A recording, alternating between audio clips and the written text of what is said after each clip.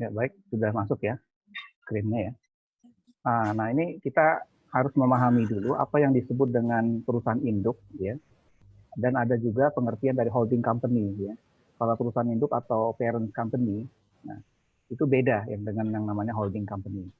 Jadi kalau perusahaan induk, dia nanti adalah perusahaan yang memiliki sebagian besar dari saham yang beredar dari perusahaan-perusahaan lainnya. Ya. Jadi ini mungkin bisa kita gambarkan kalau perusahaan induk itu seperti perusahaan multinasional, ya, perusahaan multinasional yang ada di Indonesia, perusahaan-perusahaan asing. Gitu. Nah itu dia induk perusahaannya, kita ambil contoh mungkin kayak Pizza Hut ya, yang lagi isunya beredar sekarang ini ya, yang lagi gencar-gencarnya bahwa perusahaan induk Pizza Hut itu di Amerika itu mengajukan pilot bankrupt ya, atau bangkrut ya mereka, mungkin karena hantaman dari corona ini sehingga mereka mengajukan pilot. Nah, itu perusahaan induknya berpusat di Amerika. Hanya saja mereka memiliki perusahaan-perusahaan yang ada di berbagai negara, ya, seperti di Indonesia. Di Indonesia itu ada juga namanya Pizza Hut Indonesia, ya, yang dimiliki oleh PT Sari Kencana. Ya. Nah itu dia sebenarnya menginduk kepada yang ada di Amerika. Hanya saja memang berbeda-beda dari sisi kepemilikan. Ya. Nah karena nanti sahamnya itu adalah sebenarnya dia ada saham yang ada di milik di Amerikanya, tapi tidak terlalu mutlak gitu. Jadi dia memang berdiri sendiri yang ada di kita ini. Nah, jadi kalau misalnya ada isu di luar sana mereka melakukan bankrupt atau bangkrut, itu tidak akan berpengaruh ke ada yang ada di Indonesia. Hanya saja nanti mungkin brandnya akan berganti, ya bukan jadi Pizza Hut lagi nanti siapa tahu nanti. Nah itu yang dimaksud perusahaan induk itu adalah seperti itu, ya. Jadi dia sahamnya itu dia yang perusahaan-perusahaan lain yang ada di bawah kendali dia itu dia dimiliki oleh mereka. Ya, gitu. Nah yang membedakan lagi adalah holding company. Ya. Nah ini dia sebenarnya holding company ini hampir mirip antara perusahaan induk dengan anak. Hanya saja dia kalau holding company ini perusahaan yang memang didirikan secara khusus ya dengan tujuan untuk mengkombinasikan dari berbagai macam bidang yang sama gitu. Kita ambil contoh kayak yang terakhir dibentuk oleh pemerintah itu namanya holding company untuk perusahaan pertambangan. Ya. Nah, holding company-nya adalah PT Inalum Indonesia Asahan Aluminium yang pusatnya ada di Sumatera Utara. Dia adalah perusahaan pertambangan di bidang aluminium. Nah, dia ditunjuk untuk membawahi perusahaan-perusahaan yang ada di bawahnya, ya, jenis-jenis tambang juga, ya. Nah, itu yang ada di bawahnya perusahaan Inalum, PT Inalum itu adalah PT Tambang, PT Aneka Tambang ya, yang ada di apa namanya Jalan Simatupang ya, yang jalan tol itu. Nah itu di depannya kalau pernah kalian lihat gedungnya, itu Aneka Tambang itu dia perusahaan BUMN yang memproduksi tambang-tambang seperti tambang bauksit, nikel ya, atau tembaga ya. Nah itu dia ada di bawahnya PT Inalum sebagai holding company. Tapi mereka berbeda dari sisi organisasinya. Hanya saja kepemilikannya karena ini BUMN adalah milik pemerintah. Ya. Nah, selain itu yang di bawah PT Inalum adalah PT Freeport ya, yang sekarang sudah dimiliki sahamnya hampir 80% ya oleh pemerintah Indonesia. Nah, itu di bawahnya dia Inalum juga. Nah, ini adalah holding company dalam bentuk holding company pertambangan. Ya. Nah, ada juga holding company yang sudah lama dibentuk, contohnya Semen, holding company Semen. Ya. Itu yang menjadi perusahaan induknya adalah PT Semen Indonesia. Ya. Di bawah PT Semen Indonesia itu ada namanya PT Semen Gresik, ya, PT Semen Padang, ya, PT Semen Batu Raja, ya. Nah itu yang disebut dengan holding itu seperti itu. Ya. Jadi dia dibentuk dengan tujuan khusus untuk mengkoordinir dari perusahaan-perusahaan di bawah dia. Ya. Nah perusahaan-perusahaan di bawahnya dia itu nanti akan setor ke perusahaan holdingnya itu yang di atas dalam bentuk dividen dari seluruh saham yang dimiliki. Ya. Jadi itu pengertiannya dari sisi ini ya. Nah, dividen itu adalah dalam bentuk laba ya. Apabila perusahaan anaknya menghasilkan laba, laba itu harus disetorkan kepada perusahaan induknya, holding company. Nah, yang di bawahnya ini adalah disebut dengan perusahaan anak atau subsidiary company. Ya. Ini dia perusahaan ini anak itu udah pasti dikendalikan oleh bapaknya ya. Apakah dia induk ataupun oleh holding company-nya. Nah, subsidiary company inilah dia nanti yang sebenarnya yang akan banyak melakukan aktivitas-aktivitasnya di berbagai macam tempat ya atau dimanapun ya. Misalnya kita ambil contoh kayak perusahaan Indofood Group ya. Nah, PT Indofood itu dia kan memproduksi mie instan ya. Dia memiliki anak-anak perusahaan yang ada di berbagai negara di dunia. Ya. Mungkin kalau kalian pernah lihat iklan ada Indofood, Indomie Turki ya, ada di negara Turki, di Arab ya juga ada Indomie Arab. Nah, itu dia adalah contoh-contoh dari perusahaan anaknya. Ya, karena dia adalah cabang kalau kita mungkin bilang ya, cabangnya yang dari perusahaan induknya itu sendiri. Nah, itu pengertian-pengertiannya ya sebelum kalian masuk ke dalam bagaimana nanti secara akuntansinya ya. Kita harus menginginkan dulu definisi-definisi dari berbagai jenis ini ya. Oke. Kemudian kita masuk ke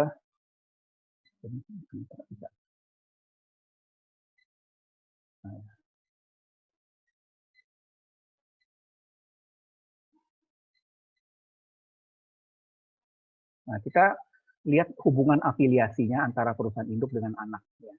Nah, karena dia antara bapak dan anak itu dia pasti ada yang namanya istilah ya. Kita mungkin menyebutnya controlling interest. Ya. Jadi kalau dia sebagai godnya, sebagai godfather-nya, dia pasti akan memiliki kontrol terhadap ada yang di bawahnya. Ya. Nah, itu yang disebut dengan controlling interest. Ya. Jadi perusahaan yang memiliki sebagian besar dari atau seluruh modal saham perusahaan anak dan pemilik saham selebihnya disebut dengan minority interest. Jadi kalau misalnya perusahaan anaknya dia memiliki saham dari bapaknya, dia nanti kita menyebutnya dengan minority interest ya. Nah, ada juga namanya wholly owned subsidiary ya. Jadi controlling interest yang memiliki seluruh modal saham perusahaan afiliasinya. Ya, jadi dia hampir semuanya dia miliki ya dari seluruh perusahaan afiliasinya. Jadi tidak ada satupun modal yang dipegang oleh orang lain. Ya. Nah, bagaimana metode pencatatan investasi perusahaan anak itu ada 3 cara ya, melalui pembelian langsung ya.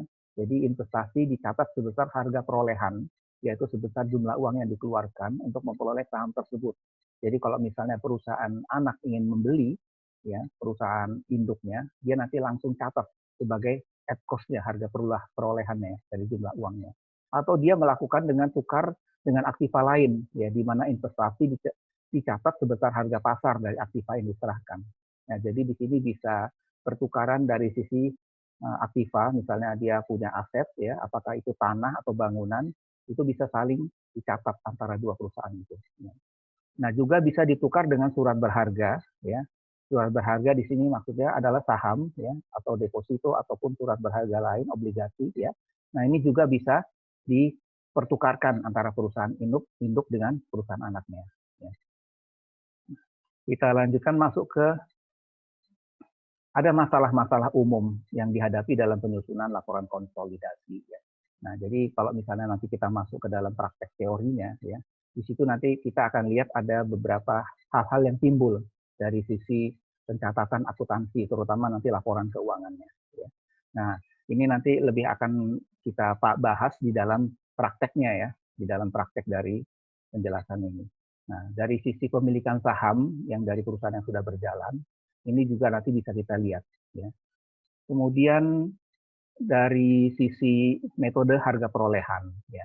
Jadi misalnya untuk laporan konsolidasi, ya itu nanti dia bisa ada 2 metode ya, metode equity ya, atau namanya juga dengan metode harga perolehan atau cost ya. Nah di sini kita akan melihat bagaimana metode harga perolehannya ya, pencatatan investasi yaitu dengan melakukan penyesuaian terhadap perubahan perkembangan yang terjadi dalam perusahaan anak. Nah, juga nanti di sini akan dilihat bagaimana pembagian dividen dari saldo laba yang ditahan ya saat pemilikan saham. Nah, ini nanti akan kita lihat di contoh soalnya ya karena kalau secara teori mungkin kalian susah menggambarkannya. Nah, ujung-ujungnya nanti kita akan membuat yang namanya laporan konsolidasi ya, consolidated report namanya. Nah, di situ nanti kita akan lihat bagaimana persoalan yang timbul ya dari 2 metode tadi ya, apakah dengan metode harga perolehan at cost atau metode equity atau equity method. Nah, di sini ada persoalan yang pertama adalah pembelian saham langsung dari perusahaan anak. Itu nanti ada kasusnya dan perusahaan anak memiliki lebih dari satu jenis golongan saham yang beredar. Ya. Nanti juga ada saham bonus dan stok dividen, kemudian ada laba rugi dari transaksi antara perusahaan yang berafiliasi, kemudian pemilikan obligasi atau surat berharga lainnya antar perusahaan yang berafiliasi. Ya, nanti kita akan masuk ke dalam bagaimana ininya ya. Oke, sudah masuk ya. Nah, ini kita akan membahas bagaimana penerapan dari sisi accounting-nya terhadap laporan dari apa namanya antara perusahaan induk dan perusahaan anak. Nah, di sini ada data ya, bisa kalian baca ya. Ini ada dua perusahaan ya, PT Artasari dan PT Nikita. Ya. Yang mana yang induk, yang mana yang anak, ini nanti akan bisa kita lihat dari modal saham mereka. Ya.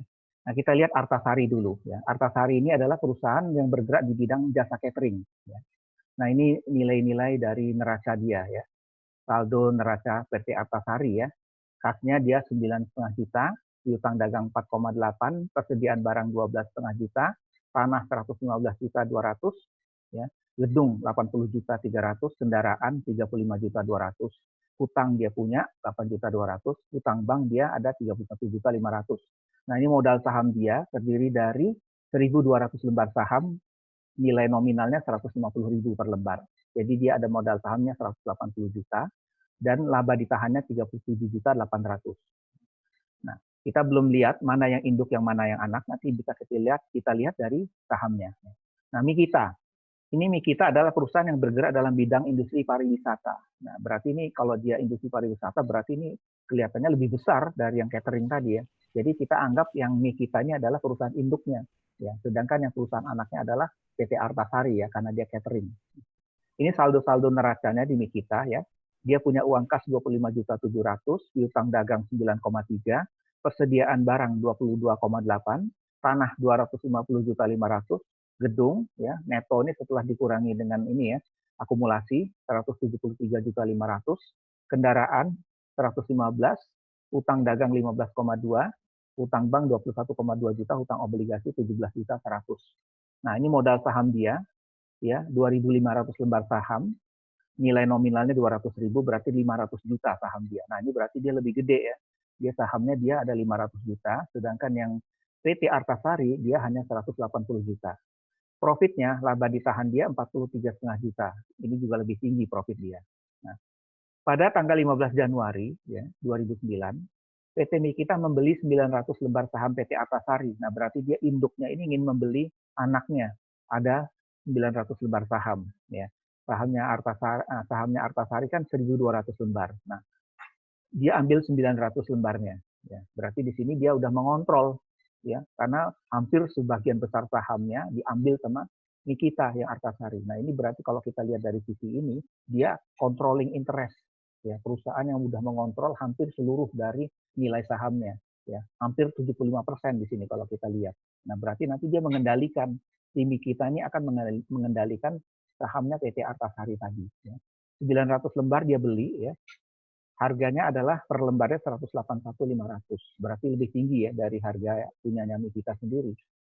Punyanya Artasari dia saham awalnya 150.000 kan per lembarnya. Ini dia belinya lebih tinggi 181.500. Nah, ini bagaimana nih pertanyaannya ya. Di sini disuruh membuat neraca lajur konsolidasi PT Mikita dengan Artasari. Nah, karena dia sudah bergabung antara anak dengan induk, nanti kita akan menggabungkan dua perusahaan ini. Ya, nanti penggabungannya itu nanti adalah bagaimana kita membuat penggabungan perhitungan angka-angkanya. Ya, kalau nanti dia sudah kita gabung, ya, nah itu nanti kita akan bikinlah namanya neraca consolidated, ya, atau consolidated balance sheet namanya, neraca konsolidasi antara dua company ini ya, antara Mikita dan Artasari. Nah, dari dua neraca ini nah nanti akan dijadikan satu ya, karena nanti di sini di Mikita mau tidak mau dia sudah menjadi controlling interest. Dia sudah menguasai sahamnya Artasari.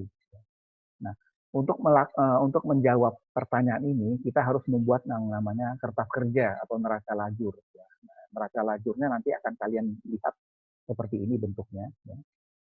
Ya. Oke.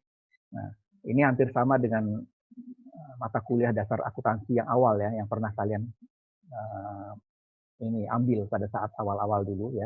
Jadi kita bikin di sini rekening neracanya ya. Di sini adalah nama dua perusahaannya ya. Yang pertama Mikitanya, yang kedua Artasarinya. Nah, nanti yang di tengah-tengah ini namanya ada eliminasi ya. Nah, ini untuk tujuannya bagaimana kita melakukan pengeliminasian dari modal-modal yang sudah dilebur jadi satu, ya. Makanya disebut dengan eliminasi, ya. Baru nanti di sini ada yang terakhir kolom neraca konsolidasi, ya. Nah, angka-angka ini tinggal kalian salin diambil dari atas tadi, ya. Kayak kas, ya. PT Nikita 25.700.000 kan, coba kita lihat. Oke, ini ya 25.700.000 ya. Kebetulan angka ribuannya kita hilangkan yang di situ. Ya. Terus PT Artasari kasnya berapa? 9.500.000. Putus. PT Artasari 9.500.000 ya. Di sini angkanya. Ya. Kemudian sebentar. 9,5 ya. Piutang dagang juga ya kita lihat di sini PT Nikita piutang dagangnya 9.300.000, di sini 8.400.000. Ya. Coba kita lihat di bawahnya tadi ya. Nah, ini kan betul kan? Di sini Nikita sekian, Artasari sekian. Persediaan juga sekian kita catat. Ya. Semua hampir sama kita catat ya. Nah, ini kita hilangkan dulu yang untuk investasi di sini ya. Kita ke bawah ya. Ini juga hampir sama. Kita tinggal menyalin dari atas ya. Tanah di sini 250.500. Kemudian yang ada di Artasari 115.200. Coba kita lihat. Tanah di sini berapa? 250.500 ya. Kemudian di Artasari tanah 115.200. Oke. Nah, berarti di sini kalian akan lihat ya. Nah, ini sama, gedung kendaraan juga kalian catat seperti itu ya. Utang dagang juga sama ya. Utang bank, utang obligasi sama. Nah, kecuali nanti yang di bagian saham. Nah, ini saham-saham ini nanti kita akan lihat bagaimana proses pencatatannya ya. Nah, kita mulai dari saham yang ada di sini ya. Di sini ada invest saham PT Artasari ya. Jumlahnya adalah 163.350. Ini dari mana angkanya ya. Nah, ini adalah angkanya dari sini. Ya, jadi si Artasari ini kan membeli. Nah, ya. Harga dari sini ya PT Nikita kan membeli ya 900 lembar saham dengan harga 181.500. Nah, kalikan ya 900 dikali 181.500. Ya. 900 kita kalikan dengan 181.500. Nah, itu jumlahnya adalah 163.350. Nah, ini berarti di sini kita catat ya. Invest saham PT Artasari 163.350. Terus bagaimana kita mencatat eliminasi 75% modal saham ya. Terus di sini ada eliminasi 75% laba ditahan. Nah, ini nanti angkanya didapat dari ya. Ini adalah 135 juta. Itu dia didapat dari 75% dari modal Nikita. Kenapa modal Nikita 663.500 ya? Itu didapat dari modal awal Nikita itu adalah 500 juta kan di sini ya. Halo? Oke. Oke.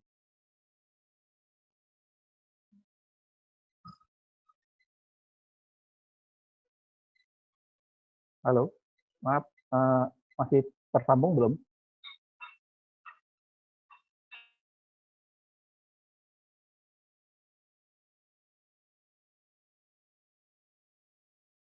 Untuk neraca untuk neraca lajurnya ya, kita akan mendapatkan 663.500 modal saham di kita. Itu adalah dari modal saham dia yang awal ya, yang 500 juta ya, yang di sini ya.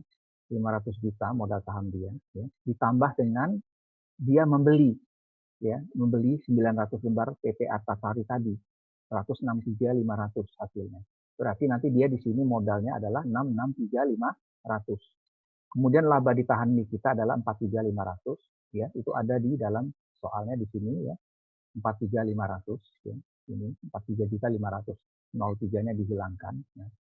Nah, dari angka inilah kita harus membuat eliminasi 75%. Kenapa 75% ya?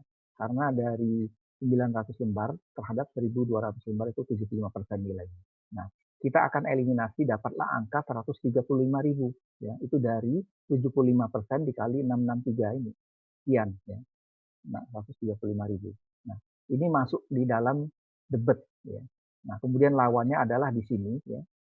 Di kredit ya. Namanya eliminasi 75% modal saham. Ini untuk balance-nya aja ya.